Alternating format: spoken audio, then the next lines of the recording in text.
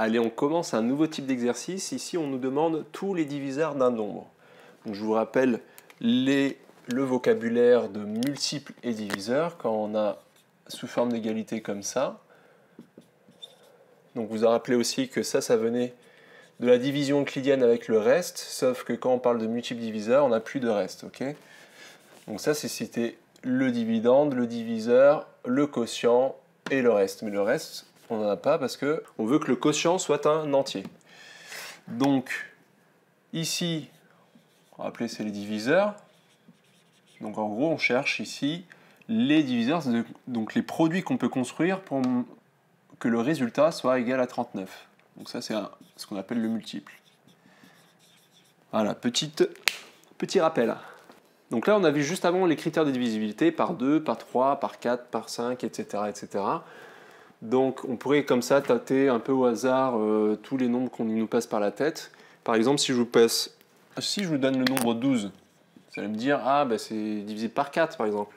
Ok, donc si c'est par 4, on peut écrire 4 fois 3. Mais ce n'est pas les seuls. Par exemple, tout bêtement, on peut dire que c'est 12 et 1 aussi les diviseurs de 12. Ok, on peut toujours le diviser par 1 et on peut toujours le diviser par lui-même. Donc on va essayer de mettre un petit peu de méthode. Et vous allez voir qu'en fait, là encore, ce n'est pas un nombre très grand.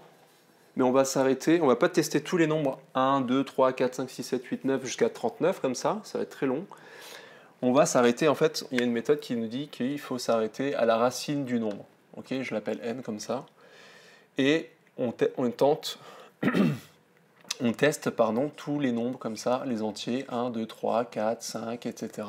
Un à un, jusqu'à arriver à voir si c'est bien des diviseurs de 39.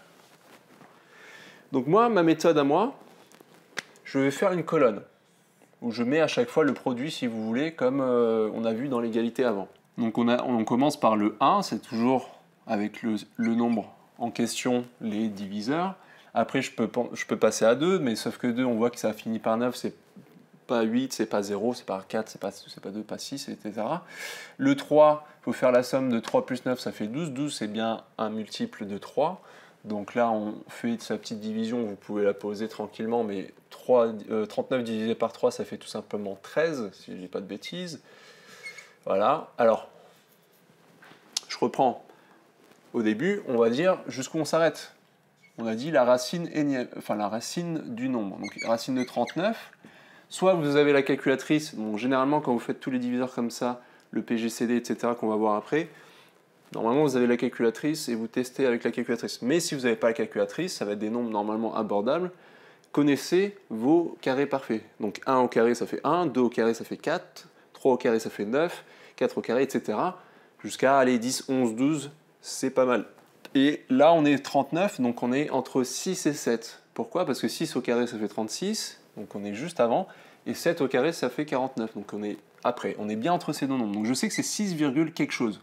Et finalement, je m'en fous de la valeur approchée de 6. Je m'en fous. Je ne suis pas obligé de mettre que c'est au dixième, à part si le prof vous le demande, mais ça, vous avez la calculatrice dans ce cas-là. Mais dans le cas où vous n'avez pas la calculatrice, c'est juste le but du jeu, c'est de savoir jusqu'à quel chiffre je m'arrête, jusqu'à quel nombre je m'arrête. Là, ici, c'est 6. Donc je sais qu'au maximum, ici, je vais aller jusqu'à 6. Et après, tous les nombres que j'aurai marqués à droite et à gauche de ma colonne, ce seront des diviseurs. Donc, là, j'étais à 3, j'ai vu que j'avais 13. 4, bah, c'est pas un nombre pair, donc c'est pas bon. 5, ça finit pas par 0 ou 5. Voilà. Et on arrive enfin à 6. 6, le critère de divisibilité, il faut que le 2 soit respecté, parce que c'est un nombre pair, et aussi le 3, parce que 6, c'est 3 fois 2. Ok? Donc le 3, il y est bien, mais sauf que le 2, on avait vu que c'était pas un nombre pair, donc c'est pas divisible par 2, donc c'est pas divisible aussi par 6. Donc finalement, on s'arrête là. Ok? On va jusqu'à la racine carrée du nombre, etc. Donc là, on peut s'arrêter là. Après, on peut le rédiger. Ça dépend un peu de votre prof. À la fin, on peut faire une phrase. Les diviseurs de 39, etc. sont 1, 3, 13 et 39. Ok? On n'oublie pas que c'est aussi à gauche et aussi à droite de la colonne. Voilà, c'est un peu la vidéo pour la méthode de trouver tous les diviseurs. On va en faire quelques-uns. On va faire encore une vidéo ou deux comme ça là-dessus avec des nombres plus grands pour voir un petit peu qu'est-ce que ça peut donner. Faites des exercices ici pour vous entraîner et on se dit à bientôt.